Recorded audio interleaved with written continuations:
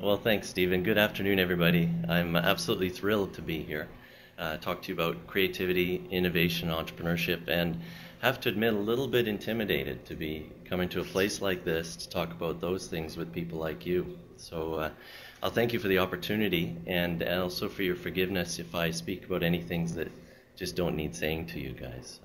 I'm very excited to be here. We have about an hour together, I understand.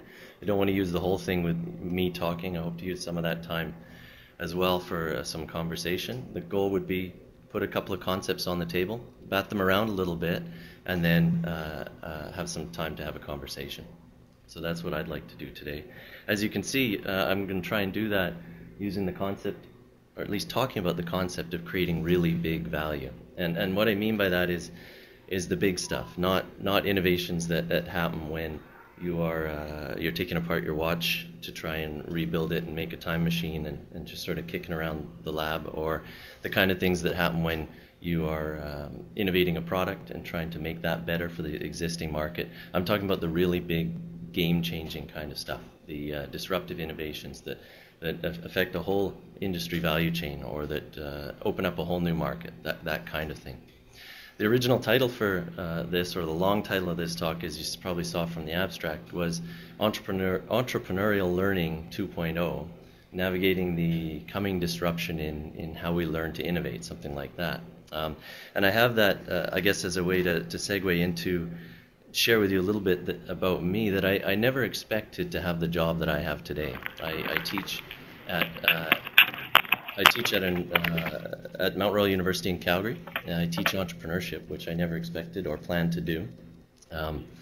It's a job where I spend my time helping 17, 18 to 25-year-olds do that, create really big value, whether it's for themselves or whether they're doing that for the people that are going to employ them, like companies like you guys, or if we really want to talk big picture, the competitiveness of our nation, so Canada or the US, for example. And that's the big context for it. But with my background, which includes about 10 years in the geomatic space, I'm an engineer by training originally. I've had jobs ranging from inventor to doing project management and product management, co-founding an innovation department, which I may not recommend to you as a way to foster innovation, but was a really good learning experience. And as a VP in a startup that was in the same space as the Street View. We used to talk about one day Google's going to start doing this and try and get there before they did, and of course you do. But despite all of that, it's the experience that I've had teaching this stuff, helping young people think about these things and get to a stage, whether they're in graphic design or interior design or business or in some kind of technology or tech transfer program to another place, whatever they might be doing, the process of helping them think about and actually start doing some of this stuff is what gives me just enough confidence to come here and talk to you today. So I hope you'll let me provide you a bit of a perspective or a lens to look through when you look at what you guys, I know you guys do every day already. So that's my intention over the next few minutes. I'm going to do that. Up on the top right of the slide, you can see what I'm hoping to say to you. A little bit on innovation, just to put a common ground out there, a bit of a foundation for us to be able to move forward from. What this idea of really big value means. Mount Royal, tell you a little bit about where I'm at and what we do, and then this concept as an example of a venture design studio. So design thinking rather than business planning to get to these really big ideas. And then I'll close with a few parting ideas just to kickstart the conversation. So that's what I'd like to do. I'm going to start with two big opinions, and these are somewhat founded. If you go and do some reading, you will see that others are saying the same things, but I'm sharing them with you as opinions because I'm not giving you any evidence to back them up other than to put them out there. So the two main messages I have. You see those words up there. Those are all industries that have or will be disrupted in a major way by the internet or Web 2 or whatever you want to say. My point is, or what I propose, is that higher education, the time will come for higher education in the same way. And I'm not saying our institutions will be gone. I'm saying that those that do well will change their roles. I'm speaking to you as a faculty member at one of these places, I thought I'd try and bring this perspective to the talk. You guys know better than anybody how accessible information is today. The idea that compared to when I went to school, grads today can get access to all types of information. On the flip side of that, you have people coming out of school with $50,000 to $150,000 in debt. So there's a bit of an imbalance there when you can get access to all that information, but you're paying that huge amount for it. And that, to me, speaks in the end to some kind of disruption happening. And this, again, just my opinion. So what's missing for young people graduating is the credential. And that's the reason that they're going through the programs that we have. It's that layer between information and knowledge. So turning all that stuff, the flow that we're teaching them to pick the right stuff out of, into knowledge they can use to create value. And probably, although it's starting to happen, some form of business model that's viable as an alternative to the way people learn today. But these things I would propose are coming. And that's sort of my first opinion that I'll throw out there, or theme. The second is this one, that creativity, innovation, and entrepreneurship are very, very important. Now, we all hear that all the time, from President Obama's speeches in the U.S. to the three big CEOs sitting down with our Prime Minister, to in Alberta, where I'm from, we hear about that in terms of all the programs that they have, the Alberta Action Plan, the Technopreneurship, encouraging all those things. You guys know that in what you do and the people you try to hire. But I'd like to just speak to this one in terms of the way, or from our students or recent grads, or the people you might hire from their perspective. Those guys are told, if they're listening, they're told that the top 10 jobs that are in demand next year didn't even exist in 2004. And I'm stealing these facts from somewhere, but just trying to throw at you some of the things that they hear. They're told that they will have 14 jobs, and that's just by the time they turn 40 years old. So you get a feel for some of the stress they have, and some of the skills that they will have to have, and the abilities to change the way they think. So personal creativity and entrepreneurship. We're all told that for every Canadian born today, there are, I think it's 9 is the number in the U.S. born, 37 in China, and 54 or something in India born. So they get this pressure to, if you're going to help us compete as a nation, that you need to be creative, innovative, and entrepreneurial. And then in Calgary, like everywhere, the businesses, or all small and medium-sized enterprises, make up way over 90% of the businesses. And we're told in Calgary that 20 to 30% of those folks are going to be retiring in the next 5 years. So there's this huge weight on these people's shoulders. And you're looking to them to bring into organizations like this.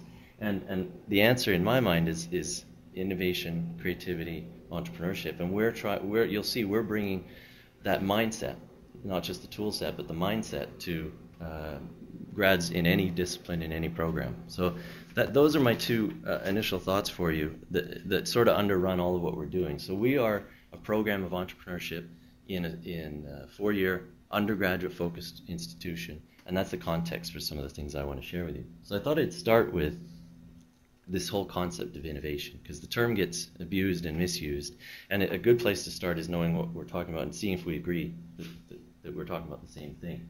So I often start with a brand new class, people straight out of high school, asking them this question: why was the iPod so successful? So I'd ask you that now, just to throw some things out.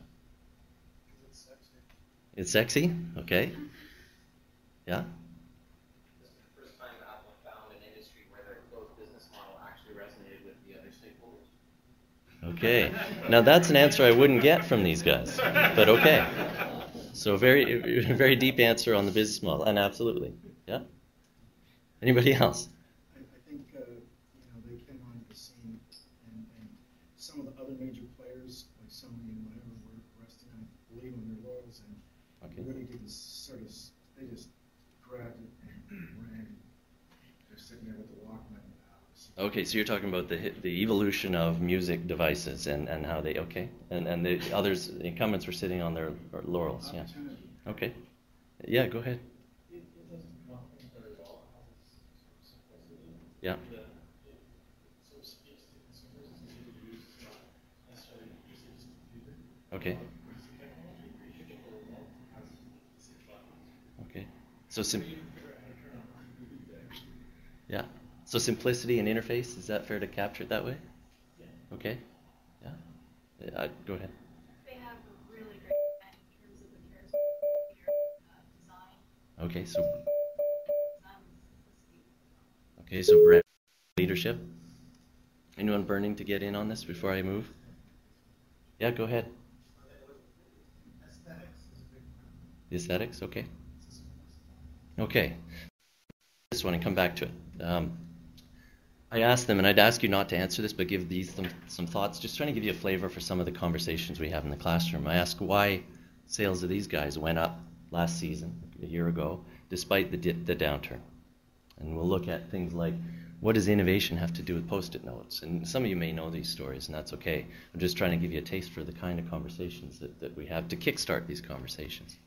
How long have these been around? And that may surprise you if you don't know just how long, not this one, but the digital camera's been around is an amazing story. Have you heard of the following? And actually, I'll ask you guys this because I want to use a couple of these examples. Have you heard of this business? So what's the deal with Swoopo? A lottery site hiding itself as an auction site. It's a lottery site hiding itself as an auction site? Okay, why? What's the difference between that and another online auction site? Because the losers subsidize the winner. Losers subsidize the winners, yeah? And it's a negative win game for anyone. If you enter into it, you have a negative expected gain. Okay, yeah, so you guys have thought about this. Yeah. Okay, so it's can I tell you what it is? Yeah, I've never seen it. Okay, Swoopo, in my understanding, and it's very interesting, just go to swoopo.com, you can watch the action, it's pretty interesting to watch, but it's a bidding, online auction site, but what they have is a pay-per-bid model. So you pay to bid, and like everybody's saying, somebody goes home with the prize, but in the meantime, they can sell it for a fraction of retail because they make so much money on the competition. And just, well, since we're on it, once it gets right down to the wire, and you're close to the ask price or the end time, they extend it by 10 seconds. So it all starts again, and then they extend it by 10 seconds, so it all starts again. Now, I'm no expert on this, so if I'm speaking out of turn, forgive me, but that's my understanding. So they have this pay-for-bid model. So we'll use that as a bit of an example later, too. Another one is this. I assume everybody in here will have heard of Hulu.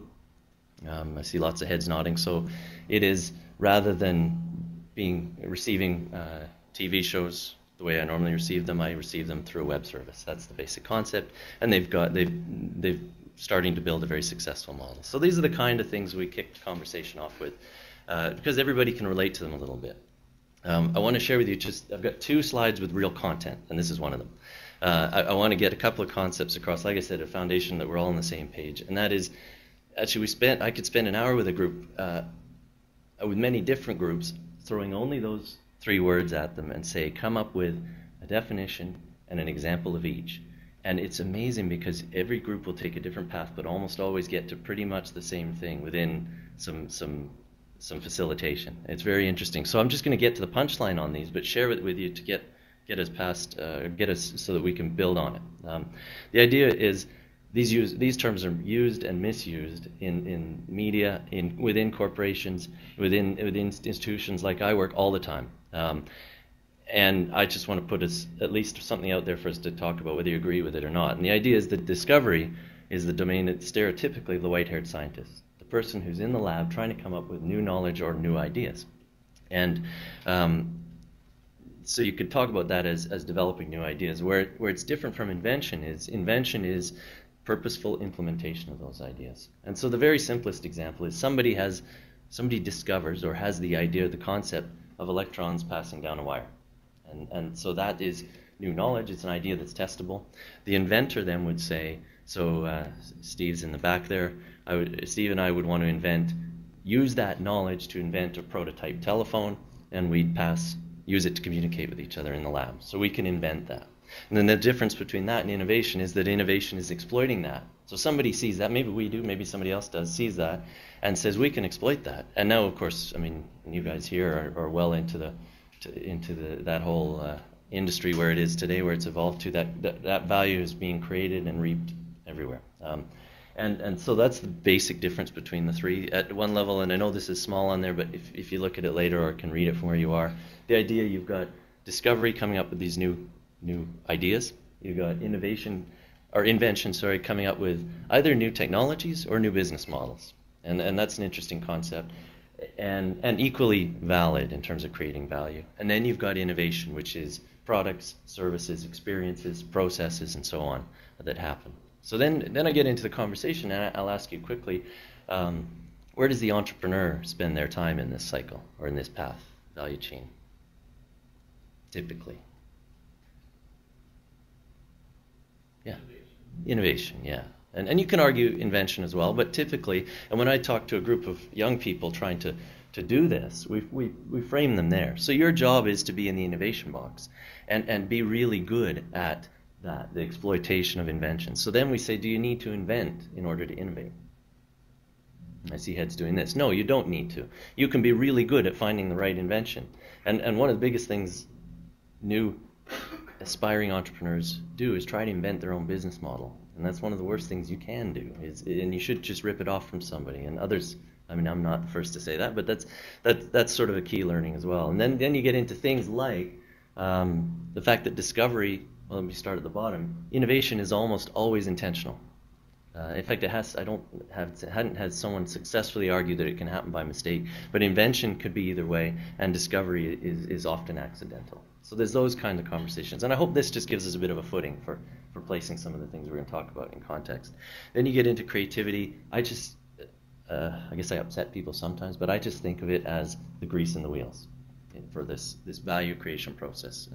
And then you have your finders and your makers. And what's great with this when you're talking to people in other disciplines than engineering and technology is that people can place themselves. The pure scientists see themselves in the discovery side. You know, the design folks might see themselves in invention and innovation, and the engineers will find themselves quite happily in innovation. The business folks will find themselves so it allows you to place yourself as well. So then we give it our standard textbook definition and we move on from there. But the important thing to take from this idea is that innovation is a process. It's an intentional process that you can undertake, you can get better at, and it's one through which you create value in society or economy, and you do that by meeting an opportunity or seeking some advantage. So there's your standard textbook definition, and the examples help to just bring that to life a little bit. So then I ask students why I have one of these, and it's a trick question, and typically will work better as a trick question for that audience, the broad young audience, than it would for you guys, because the answer to the question is I have one of these because I'm a big geek, and I've always been a big geek, and I thought I'd actually prove that to you today, because this is always fun. So I know I'm supposed to be on the mic, but I can't do both, so I'll just talk loud, but I thought I'd show you some evidence of why I'm a big geek, one piece at a time, because it's also allows you to get to know me a bit, but also always fun to walk down memory lane. This is, and for those who are not here, this is a picture of this. 1985, my dad came back from Japan and gave me this. It's a credit card size radio built by Sony.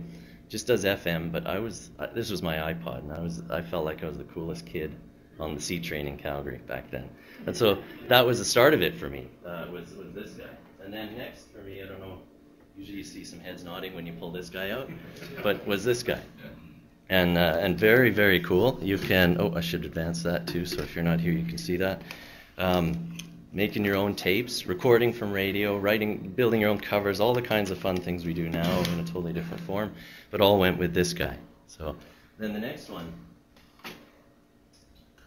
was probably this guy, although not this one. This one was mine, but later, but I had these dating back before this model as well, but CDs, and we all created our own CDs, downloaded the music from all sorts of places, illegally of course, and normalized the volume, remember doing all of that stuff, cut the CD, make the cover, and all of those fun things. So making a mixtape for your girlfriend went from that to making a mix CD for your girlfriend, and then that was next. And then after that was this guy. So this is my first MP3 player. So following from the thoughts we had here, this was very, very cool for me. Little cartridge on which 10 songs fit, which was amazing at the time, and I had 3 cartridges, so I was pretty deluxe. Could take whatever I wanted where I needed it. But this was my first MP3, and same thing. And you take those songs you had downloaded or your collection, and you normalize the volume, and you put them on here and all of that stuff. So that was after that, and then, if the order right, was this guy. We all recognize this guy, but the click wheel, classic iPod. I forget how many gigs this was, but the promise of holding all your songs in one place, so also very exciting.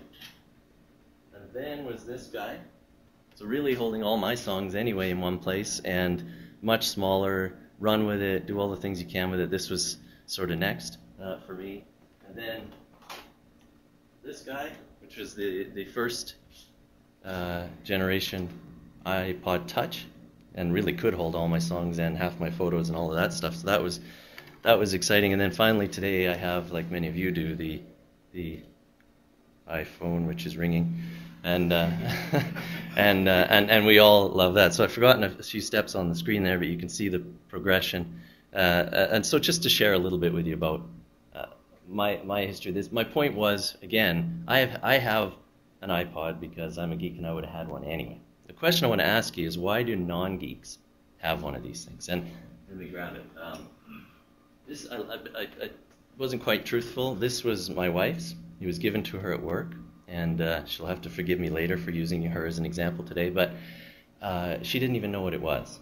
She opened it up along with her colleague who got one at the same time and didn't know what it was, and he got really excited. So she brought it home to me figuring I would get really excited, and I did. I got really excited, and she wanted really nothing to do with it because she was still on pretty much the Walkman. She was quite happy with her tape mix and doing all that. So my question for you today would be, what made her go, and I'll grab it. Here it is. She was with the Walkman. She didn't have any interest in this, downloading songs, normalizing the volume. No interest at all in that. But this, about 3 weeks after I had it, after she had it, she was sold and has been ever since. What happened? Yeah, go ahead. You had to do what? Sure, you no longer had to be technical to use it. Agreed. Although you didn't. Yeah, okay, I agree. Absolutely. You don't have to do all that stuff I was doing. You're right. Yes, you're right. Exactly. Okay, fair enough. You don't have to be technical to use it. What else? That was a selling point, no question. There was something bigger for her. The marketing, she didn't care. I admit that's for some people, but she didn't care about that. She didn't even know what it was. It's what? It's an accessory? Yeah.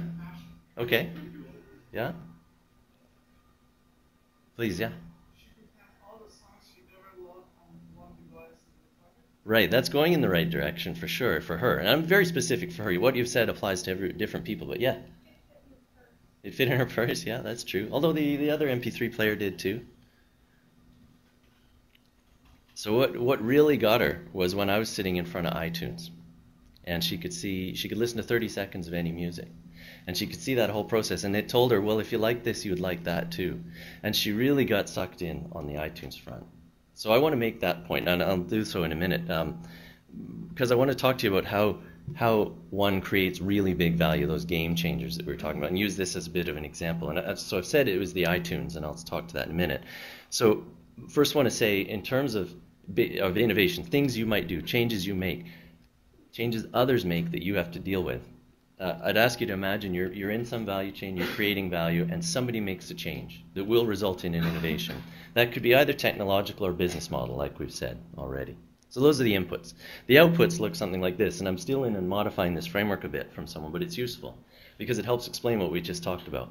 You've got a change that can have an impact for existing users or new users, or intended for existing or new users, and it can be an existing offering or a new offering.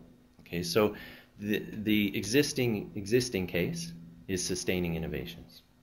The evolutionary case is that you either take something you already do and you push that out to new users, or you take a new offering, push it out to your existing users. And then the last box can be revolutionary in that new offerings go to new users, and that's your intent, or it can also be disruptive, and I'll talk about the difference between those two. So it's just a way of thinking about, but very important for if you're sitting down to do something and you want to innovate, which box do you want to be in? And we'll talk about which of those creates really big value. And so that's where I'm headed. The difference is, imagine that you're cruising along, the bottom axis there is time, and the vertical axis is the performance of your product. The dotted line is what the mainstream market expects from your product. And you're cruising along, your performance is above, you're exceeding just fine. As time goes on, you keep working at it. You cut new code, you develop new versions, whatever it is that you do, and you are indeed sustaining innovations to sustain what you do. The other is a new innovation comes in at some point in time, and at this point, it can be either evolutionary, revolutionary, or disruptive. The point I wanted to make is these really big ones, like the case we just saw with the music players, was disruptive. And this is based on a guy named Christensen's stuff that a lot of people have heard about, Innovator's Dilemma and all that stuff. But the idea is that nobody expected it at first. When you were back here, it could have gone either way anyway. In fact, its performance was less than everything else when it first came out. But over time, it knocks them out of the ballpark. And so you could look at the Apple IIe as an example of this. Mainframe computer users or developers, people selling and building those, didn't worry about the Apple IIe because it was being marketed to kids. And if they had asked their customers, they'd have said, don't worry about it, it's just a toy. I was one of those kids, actually. I remember my dad teaching me how to program in BASIC on the Apple IIe, and so it has a personal emotional attachment for me. But of course it did that. It blew personal computers. We all know that story. Another one is if you look back at Kodak. Kodak is that top line back when the digital camera wasn't yet. Interestingly, they're the ones who patented the original digital camera. If you're interested, I can show you pictures of that later. And over time, of course, this is what happened in that industry as well. So those are the big game changers, that difference between disruptive and revolutionary. So then again, we visit why this was so successful. And I would propose to you, where did I leave it? See, the best way to do this is to show you, just to hold up both of these. I would propose to you that going from this guy to this guy was not all that big a deal. It's better to use, it fits more songs and all of that, but it's probably sustaining. It may be evolutionary in that new users got involved and excited about it, but it's probably just sustaining, despite all of that. And this is just a proposal, take it or leave it, I don't mind, I'm just putting that out there. That this would have just been sustaining if it hadn't been for this guy, for iTunes. iTunes is what really helped them hit out of the ballpark and made these ones, frankly, I don't want to get sued, made other MP3 players forgettable and made this so successful. Okay? And when you look at that, it came out with a new offering completely. So it's in the top side of this thing. It was a web-based service for distribution of music. That wasn't there before. And it certainly attracted new users as well. So that made it disruptive. It was also disruptive because of that curve. There's no question. We all know the story about how that happened. So this is just an example of tying what we already know into this really big value framework. That's what I'm trying to do. I thought it was fitting perhaps to talk to you about Google Docs, or at least the way I see it, and you'll forgive me if I'm wrong, but I have students who say to me when I get them to use Google Apps, why are you making me learn this thing? I've got really good at Microsoft Word over the last 4 years, and you're killing me here, because it doesn't perform as well as all this and all that. And the answer, especially if they're in this sort of topic, we're talking about this kind of thing, is yeah, sure, its performance is perhaps lower in certain aspects. It can't do everything that Word can do, but you just wait over time. It's one of these guys, no question about it. And I mean, I only read your press release. I don't know what's going on internally, but I remember a product manager recently coming out and saying, a year from now, you better watch out. And so no question that it's an example, I would say, of this kind of thing going on. And it's one of many examples. So let's talk about Swoopo again. Where would you put it on here?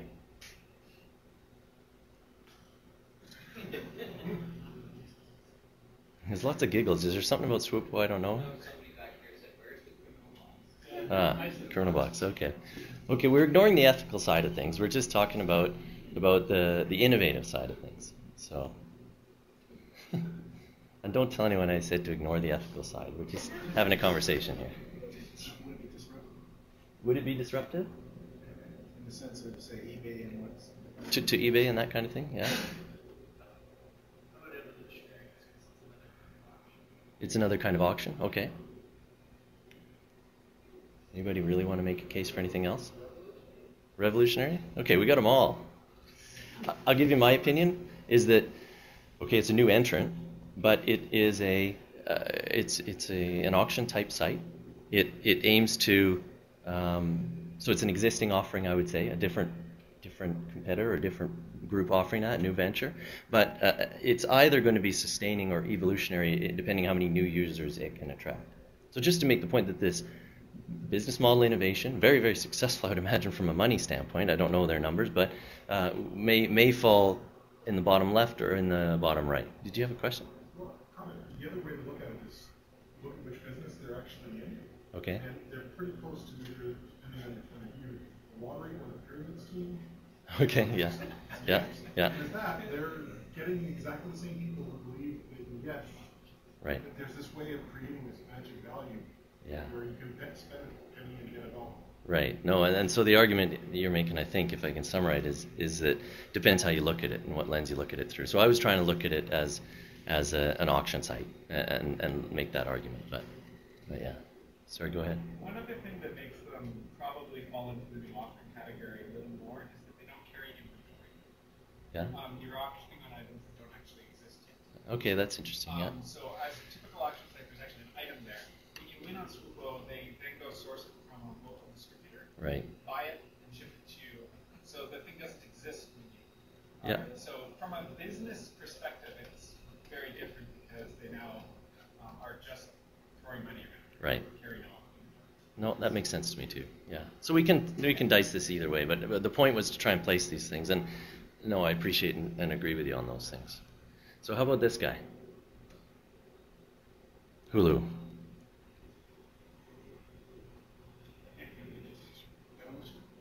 So evolutionary, okay. Which box? New offerings? Possibly existing. Existing offerings, okay. So I mean, there's already. It's just a different. I'm not sure. Okay. So go ahead, yeah? Are they truly innovative? I can't hear you, sorry. They're just doing what the cable company does, but the technology has changed. Right, okay. I don't think So you don't think they're innovative at all? They're not on here? Okay, okay. Yeah? Okay, well, I'm going to go out on a limb, maybe alone here. And I would argue, at least in the way I think of it, that it's a new offering and that it's a web service rather than a cable service. And I'd also say that it's fairly disruptive in that initially it didn't mean, you had people saying, yeah, I can't get the shows I watch, or it's too slow for me. But over time, I would argue it's going to be disruptive. Now, I'm not trying to push that on you guys. Make your own call, and I'm not saying it's right or not, but I would have placed it there. Interestingly, if you can go and look at what just happened in Canada at the end of last month, Rogers On Demand came out for Rogers customers. They can get shows that they want through Rogers On Demand. So in contrast, I would have said that this guy is to existing users because you have to be a Rogers customer of some sort, and that it's a new offering. So they're evolving. It's an evolutionary innovation to try and get into the game, or at least protect themselves when the game hits them over the head. So that's my take on it. And again, all this just to put into context and have a bit of a conversation. So I'm going to shift gears a little bit and talk to you about Mount Royal University and what I do. My brother, when I first interviewed to go to Mount Royal, I never intended to teach there and never expected to, but he'd been a student there, and I asked him, how should I, because you give a teaching demo as part of the interview and all that, and he said, whatever you do, tell me who you are and what business you have being up there. So this is my attempt to just share with you a little bit about my background other than what music devices I've owned and where I've spent my money there. But I'd just share with you that I graduated in engineering at University of Calgary in the geomatics program, and that is a top 3 school in the world in that area. And typically when I speak to an audience, like a group of students or otherwise, that I'm trying to explain what I did for 10 years, I'd say, do you know Google Maps? And they say yes, because before Google Maps, nobody knew what I did. Nobody outside of the area could relate to it. And they say yes. So then I said, do you know the satellite button? And they say yes. And I say, okay, perfect. When you push that button, it's not satellite imagery for the most part anywhere you care to see it. It's actually taken from aircraft. And I was involved for 10 years in the systems, the hardware and software, and my side was the software and algorithms for the GPS and inertial navigation systems that allowed all those images that are taken to be mosaicked together seamlessly in a geospatially consistent way. And that's what I did. I did grad studies in that. I started a master's degree that transferred into a PhD, then finished that, and came to Toronto actually, and joined a company that probably supplied the hardware that did that. Probably supplied well over 90% of that of the airplanes flying that stuff had that on it, and they also did some of the ground-based stuff and things like that. I then went back to Calgary, got got out of the hardcore algorithm development coding and more into managing groups that did that, managing R&D. Set up an innovation department, which was a very interesting learning experience, and then quit my corporate job to do an MBA and to do some consulting. And I joined a startup, as I mentioned to you before, that was very similar to the guys that collect the Street View data. And we used to sit around saying, one of these days, Google, we should go drive the Googleplex before it happens, all that stuff. And of course, it did happen. So anyway, that's a brief synopsis. And then I ended up teaching, as I do today, this stuff, which is very fun. So there's a picture just for fun, about 10 years ago, me with a bunch of stuff strapped to me, running around with it. Had more hair, and I'll tell you, this being able to see yourself, there's no better way to see how much hair you're losing. Gosh. So, I thought I'd never show this at a group like this, so I thought I'd take the opportunity and I'll show my grad supervisor. But that's where, when I said I invented a technology, I was a co-inventor of something that measured the gravity field of the Earth. And those are the changes in the gravity field of the Earth, and yes, they change with topography and with underground things like oil and gas, which is a big driver of what we were doing. And the scale you see on the bottom is 10 to the negative 6 of what we're feeling right now. So it's small changes, but it's real. And that was the traditional system for doing it. We took the navigation systems or devices that were on airplanes anyway, or a slightly better version of those, and algorithmically sucked out gravity. And so that's what we did. It was a fascinating thing. There's a picture of a cartoon of all the things we had going together, with where the airborne stuff fit in. And that was a segue for me, because it's exactly the same algorithms into the airborne mapping stuff that I did for a good portion of my time before going to do what I do now. And there's a couple of my favorite spots that I got to go to. One, the Canadian Rockies, right in the mountaintops collecting data, and one up in Greenland. So very fun stuff. Now, when I started at Mount Royal, I have a business card that says that I teach entrepreneurship. And I tell you, when you give that to somebody, people will say, "Can you even teach?" And they're not shy. "Can you even do that?" And at first I'd say, "Well, I hope so, because somebody's paying me to do it." And I hadn't really thought about it. And I guess my point would be, as a segue into what Mount Royal is doing now, and this whole thing, that everybody will debate that with you forever. And I realized you have to just flip the equation a little bit and start talking about the fact that nobody will debate that people get better at all this stuff by doing it. Serial entrepreneurs are the case in point. And so you get better by doing it. So our goal then is not to teach entrepreneurship, but to create an environment where people can get better by doing it. And that's what we do. So I'll share with you, there's where we're located. We're very fortunate where we are. It's a beautiful part of the world. And that's a picture of the business school where this is housed. We intend, actually now we're well en route to a minor in entrepreneurship offered across campus to all disciplines. It's championed in the business school, but it's truly a cross-campus initiative. And this is what the pieces look like. So this minor in entrepreneurship, you've got 2 courses on the left side of this chart here that are really an inch deep and 30 feet wide on the process. And they make you very uncomfortable if you're not comfortable with change. And their goal is as much mindset as tool set. So you come out of that, and I'll share with you some of what happened in the Entrepreneurial Experience course. And at that point, those folks are average age 18. It's the first course they've taken in this stuff. The next is, rather than us delivering to you by phase of the new venture life cycle, or by functional area, so marketing first, and then finance, and then leadership, and those kind of things. We deliver by phase of the new venture life cycle. So you come in with ideas, and that's the opportunity course that's there. You come in, you park your ideas, you beat them up, and the goal is by the end of the course, we call it a junior sweat, where you stand up in front of a panel, much like a panel of VCs, and they give you a thumbs up or a thumbs down on your idea. But you spend rather than in business planning courses where you typically get 2 weeks to come up with a business plan, and the other 12 weeks to defend it and wish you hadn't come up with that idea. Here you spend this is a whole 3 months trying to go from initial idea to marketable insight to opportunity, and eventually to a pitch and representation that you get feedback on, and they get a thumbs up or a thumbs down. And those ideas go through the program. If you're passionate, you can even take a thumbs down idea through the program with you. And what will happen is a natural grouping of people around these ideas. So, you and I are working on something, and your idea was great, and mine kind of bombed, so I think I'm going to join your group. And teams form naturally, and these ideas flow through the program from modeling and startup to, as you can see, startup to survival and growth and beyond. And the teams working on these are pulling on the curriculum to make this happen, and faculty members are advisors. We're not the traditional, here's a textbook, here's a lecture on this stuff. You'll listen to me write a midterm and final and come back. It's all about solving these problems, and we're there to help bring in people from industry to make that happen and all that stuff. So it's been very, very fun. Very exciting, very different from what's done typically. I know some folks here in town do similar things, but we've had a lot of fun doing something very new. We've had a 14-year history with an applied degree. Now we're doing this minor, a cross-campus minor that's more innovative, scalable, business focused. So we talked to our students about this concept of T-shaped individuals, and I'll share it with you today because it's one of the biggest things we try to get across to them. And it's T-shaped because you've got this T. It's a concept I've stolen, I admit, but it's very useful in trying to get the idea of mindset across.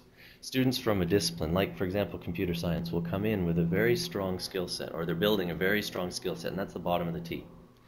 What we try and encourage is to think about the top of the T, which KSA is knowledge, skills, and attitudes, but this portfolio of abilities, creativity, innovation, entrepreneurship, knowing what those are, being able to persuasively pitch your idea, being able to look big picture and understand what, if I'm going to innovate, how do I get that really big value created, and all those complementary skills.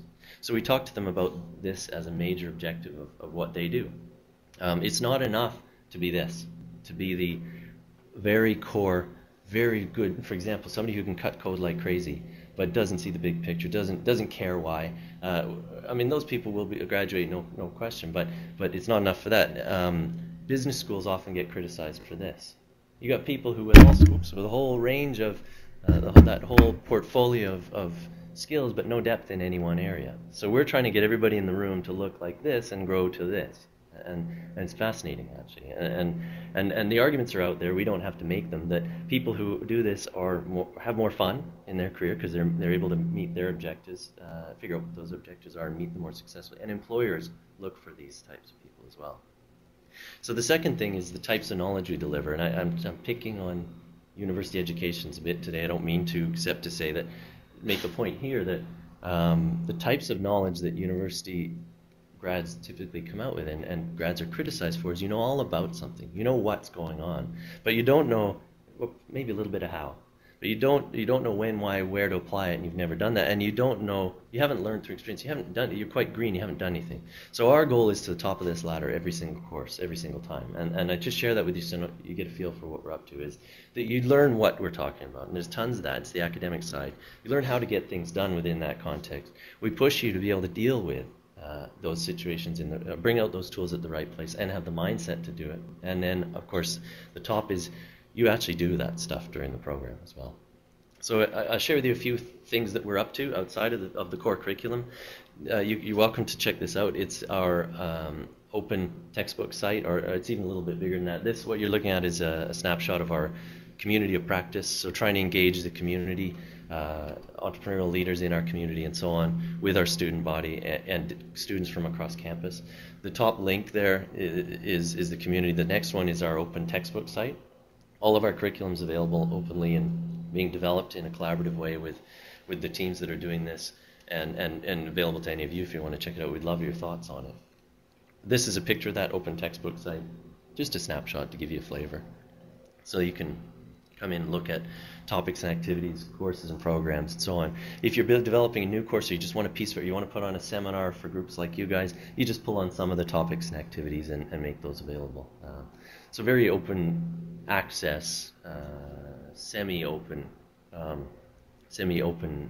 source kind of situation. For fun, I'll tell you, this whole thing is developed with, we decided to try and do it in a bootstrap mode, spend absolutely no money to do this, and we've done it with Google Apps Education Edition, which has been absolutely fabulous, both from our side, putting this thing together and engaging the community, but also the students collaborating on all their work in Google Sites and so on. It's been really fabulous, and with videos uploaded and that kind of thing. So here's an example of a teaser for one of the courses that I'll tell you about, and a little bit more on it, some of the things that, just to give you a flavor for what it looks like. And you're welcome to go check it all out. Here's what an actual course looks like, and it's really no more than an index to the topics. And every topic has an incredible, all the details you would need. You could choose not to be in class and get all the content. You'd miss the activities that go with that, and most choose not to do that, which is great. But it's all there. Everything is there. So the last thing I'd like to do before closing is share with you this idea of a venture design studio. So rather than business planning as the mechanism for coming up with this big idea, the idea is to use this venture design studio and design thinking. So here's a picture of it. And I should tell you, some of it was inspired by, in philosophical ways, by Google's 10 to the 100 project. And that came about because I usually, in my senior class, have a group of just about to graduate entrepreneurs working with a client who comes in, some entrepreneurial company that needs some help with something. And that person canceled on me with less than a week to go. And cruising down Google News one night before falling asleep, I saw about Google 10 to the 100, and we made something up on the fly that eventually became this design studio. And so in philosophy, you'll see some of those things there that we kind of looked to. It was very, very helpful at the time. And our students all entered that competition, that kind of thing. But here's what it looks like for them. They have a course with a whole bunch of activities. The design studio comes in these 4 blocks. So there are 4 what we call iterations. And this is an approach that generalizes from the classroom, but we push them through this kind of thing right at that level. And remember that this is the first course. It's the first time they've ever taken a course in entrepreneurship. And what it looks like is something like this. You come into the first class, and we set the stage, which is really, here's all the tools. Go read them. Here's some examples to get you started. It's all available online. But then we've got now set the stage. You know what you're trying to do. And the second class is, here's a jam session where we all get together, the facilitation, the back and forth happens, entrepreneurs might be there to help, that kind of thing. And then the third class, you have to come in and pitch your idea. And that pitch is to a panel of people they've never met before. And they're assessed on whether that idea is innovative and feasible. It has to be both at the same time. And then it happens, they've got web content where they develop not a business plan, but a business model and capture the main elements of that model. And they do that collaboratively. The pitch is videotaped using little flip video cameras. They do that during the class. They upload the pitch. They can look at it, and they hate to look at it, as you can imagine you would too, the first time through. And then they do some reflection on it as well. That all happens again. And so the second time goes through, they've got 2 versions of everything. The third time goes through, they've got 3 versions of everything. And the fourth time goes through, they've got 4 versions of everything.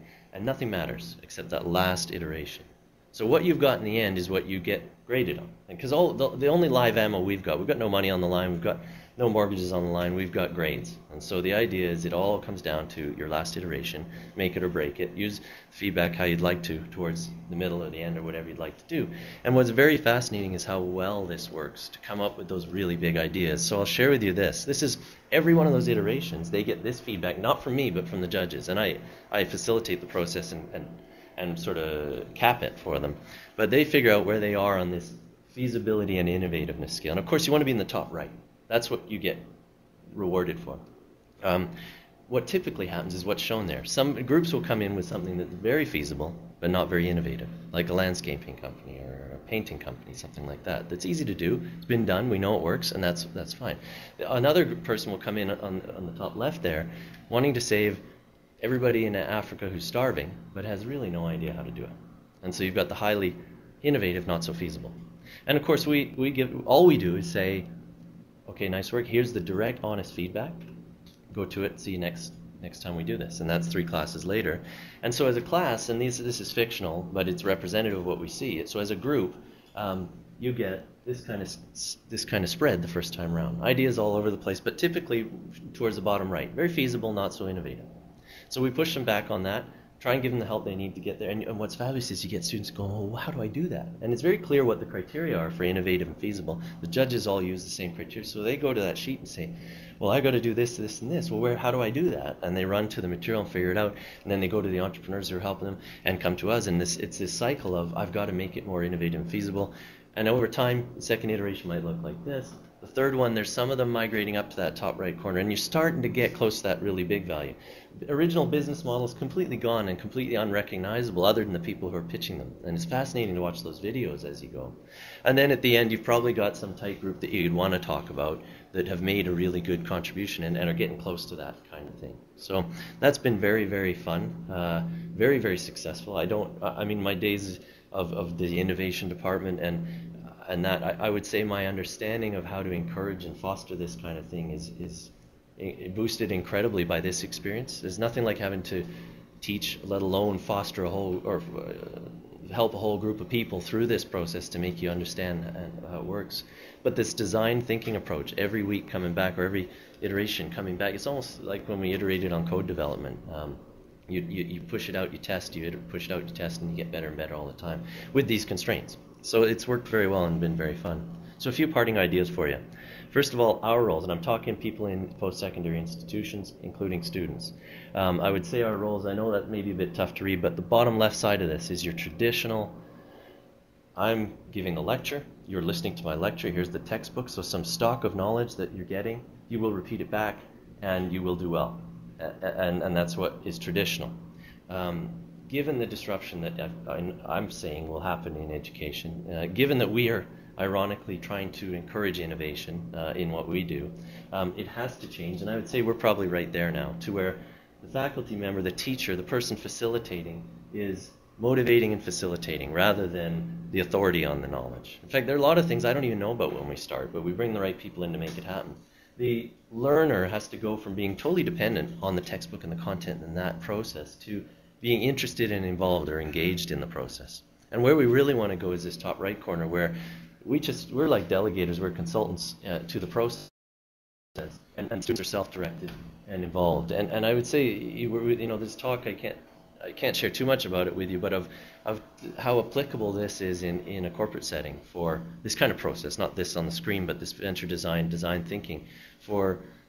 Now I don't know this, you guys know way better than I do, but this concept of slack time or 20% time, adding some structure and feedback to that. And I don't mean structure in a bad way, but a way to get to see where you are on that 2x2 of innovative feasible, if you really want to aim for that top right corner, that kind of thing. And the last thing I would share with you is this guy. That this is taken from somewhere. I don't expect you to be able to read all of this, but the idea on the left side is at the initial stage of idea development, you could have 3,000 ideas that come to mind. There are 7 stages in this person's model. They've done research of patents that are out there and their evolution of the ideas. That for every 3,000 raw and written ideas, there's only 1.7 launches. So the enormous challenge that's involved in that, in trying to get just to there. And I would propose to you that those 1.7 launches, it's a small fraction of those that are really big value, or that even survive, let alone. So this is a really big challenge. And I would say that, I share with you a quote that I love. Even blind squirrels will eventually find acorns, but until they do, there's a lot of wasted energy. So I'm just trying to throw at you, I'm very much in the early stage of the ideation or idea development process, and I recognize there's a lot more to it. But at that stage, we found by not just being blind squirrels running around the room, you can make these things happen. We've got groups we had our venture design studio finale last week where we had students, 12 teams pitching to a tough panel that I'm sure Steve would have met some of the Banff Venture Forum, and they were saying to us, for 18-year-olds pitching these kind of concepts in the way they pitch, we don't even see that consistently at the Banff Venture Forum. So they were ecstatic to see it coming out of this. So I'm just thrilled to see where this might go as our program evolves, as these concepts evolve, and as they are taken also outside of the school setting into industrial context. It's very exciting. So in closing, I'd say to you, my gut feel, you can get a degree in your field, you can join a great company, you can access incredible amounts of information like we could never access before. You can work hard and put in your 10,000 hours, like we hear we should do. You can build a great network of people. You can be full of good ideas, and I suspect you can even have 20% time to help develop those ideas. But you may, if you're lucky, be one of the 1.7 launches if you do all that right, and not necessarily one of the really big game changers. So you can still fail to really create the big value. And I'd propose you need to understand creativity, innovation, entrepreneurship, and we've touched a bit on that and had some fun with that today. You have to have the right mindset, and that's the person who you guys can hire. And they walk in and say, tell me what B looks like. I'll figure out how to get from A to B. I don't need you to walk me through it, but get all the way to B, and come see if they need you. To be T-shaped, the people who are excellent in one or more core bottoms of the T. but also have that complement on top. To be in the right environment, like I said to you, we're trying to create this environment. You guys have that environment, no question. And also to have the right process. And to that, I'd say some of this design thinking stuff is very exciting for that. So I thank you very much for your time, and appreciate and would welcome any questions if you have any, or if there's the opportunity to do that. So thanks.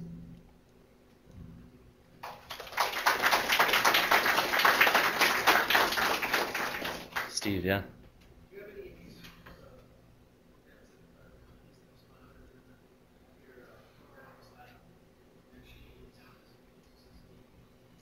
Yeah, he's asking for whether there are any examples of ventures that have spun out of the program.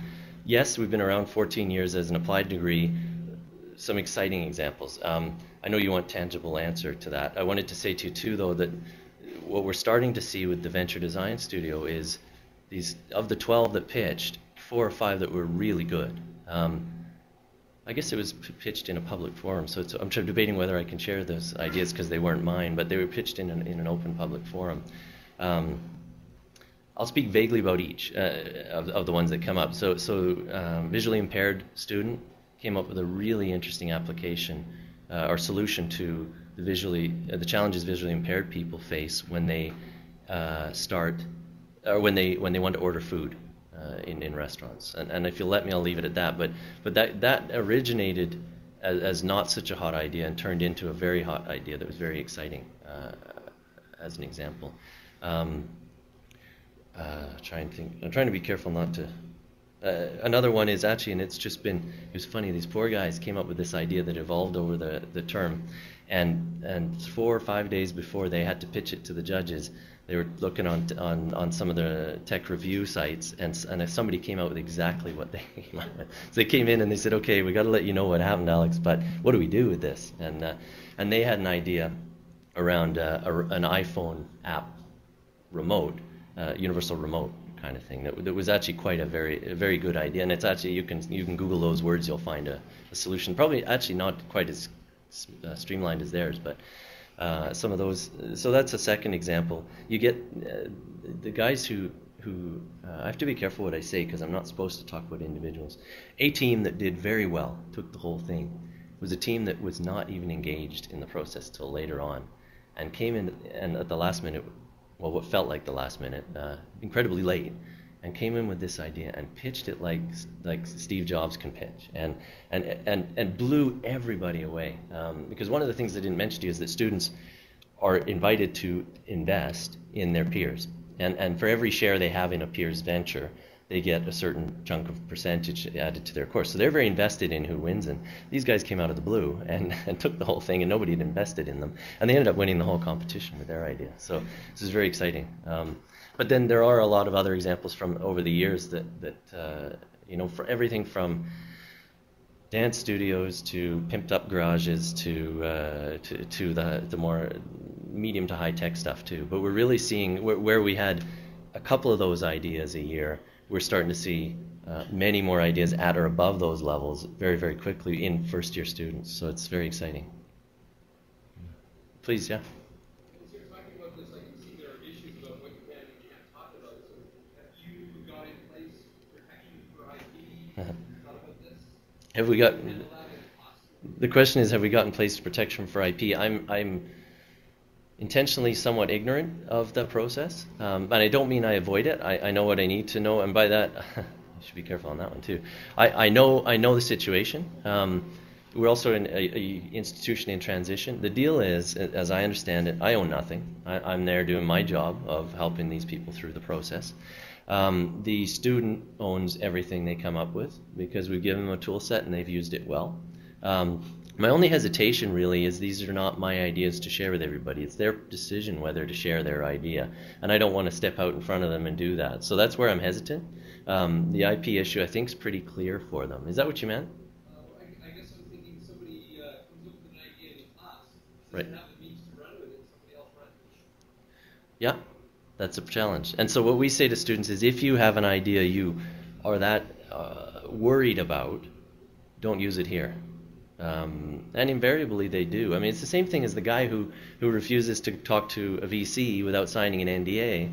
And the VC says, well, get out of town. I'm probably talking to 5 guys like you already. And so that's part of the learning too. I mean, we had a team that was very keen to miss the finals because they were afraid, and they'd been coached by, I mean, another person, it wasn't my class, but got a call from their IP lawyer. And so we say, well, you've met the course requirements. It's up to you whether you pitch or not. Having that learning at 18 is really something. Having those thought processes at 18 is really a good. I'm thrilled to have it. And so I guess I didn't mean to be flippant on it. I know where it lies, and we're. And if I'm hesitant, it's because I don't want to go. It's not my job to share with you their ideas. Especially they'd say, "What are you doing, taking our ideas to a bunch of skilled people like that?" And I'd be the chump. So yeah. Where would you put the quadrant? Where would you put your open textbooks?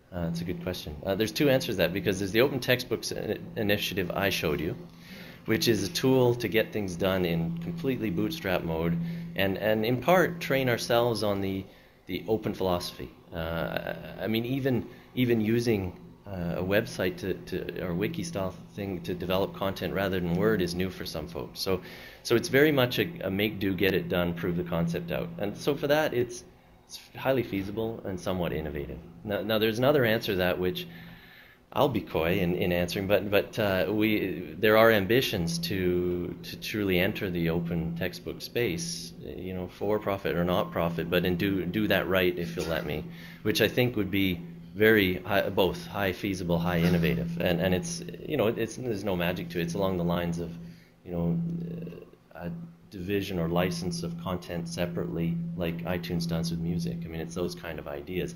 And then you have arguments about, do you focus on these topic: creativity, innovation, entrepreneurship, or do you make it broad? Do you really just go whole hog and try and win the game? And it's interesting. And so we're not in that. I mean, we're just not. We don't have. I don't have a develop. I am. There's no development. I am maintenance, and so we're just making it go, and it's working. But that wouldn't be the solution that would get you to the top right corner. Is that what you mean? Yeah. What's the balance between high value profit and high value change the world? High value profit and high value change the world? Like, if you have an idea that's world changing that makes no money, what's the place with that? Well, in the course I'll answer that. We have a lot of students who say, I want to have a nonprofit. And we talk to them to that. We say that's why we call it venture, not business design, right? And so they say, how do we deal with that? And the answer we say is treat them the same, except that when you get profits, in the nonprofit case, you reinvest those towards your mission. And the guys in the nonprofit area would probably frown at me simplifying it that much, but that's the way we handle it, especially in the early courses, is create as much value as you want. But frankly, if you're doing that right, it should be profitable. And maybe those resources, monetary resources, don't come through sales of gizmos, but in any event, you've got a revenue stream of some kind. It could be donation, it could be you're a foundation, whatever it is. You've still got some profits to reinvest, hopefully, if you're doing things well. So we try and speak with the same tool set and mindset to all of those things. Is that what you mean? Yeah. And it's a tough thing to do, because you develop criteria for that 2x2, the innovative and feasible matrix, and you have to double check whether they apply realistically to a nonprofit scenario or a political party or a church organization or an academic program like ours that's trying to be innovative. And can you develop those criteria that you can have external step in and assess on and still drive the learning and the process up to that top right corner. So, yeah. If you tack a really fat mortgage onto that innovative and feasibility matrix, it's surprising how innovative and feasible your ideas come. So creative financing is something that we've gone through, and it's just amazing. And you're caught in that treadmill of just perched on the edge of the growth part that one of the last slides that you. Yeah. It really makes you narrow the focus on what you're doing. Yeah. So what's on the line? Well, no question. When everything's on the line, it's surprising. As much as that's it's a downside, it's a really great upside. Yeah. If you can survive. Yeah. So I think it's amazing. For those who may not be able to hear, he's saying when your mortgage is on the line, there's nothing like that to sharpen your your energies to get to that top right corner. And you know, just to say it in a small scale, where we try and make the process authentic, is that your grades are on the line, your junior sweat is on the line. If you succeed in that corner, you get extra letter grades, and so we try, and we don't have live ammo like you're talking about, but it's amazing how when the last few iterations come around, things get into shape and the focus is there, and it's very similar, very analogous to what we're trying to teach and have them learn. So I think that the whole program is great when you consider that those 14 jobs, whatever they are, and you know, you may be putting the company right. together with other collaborators and whatever, but they're going to have to know this stuff if their team is going to have, you know, all that big team. Right. You know, that's right. Yeah. No, I agree. Yeah. So and then in terms of I think back to when we had the innovation department, and I mean, you could do something similar to this, where you guys have like founders awards, and where you just put a really big carrot at the end, and then maybe that would motivate in the same way you're talking about. I'm not sure how long, Steve, you want to go. I'll leave it. I'll just check with you. We'll throw you out. You can if you want. If it was worthy of being thrown out, then I'll accept that. Well, thank you very much, officer. No, well, Appreciate thank it. you. Thanks for having me. Thanks everybody for listening. Thank you.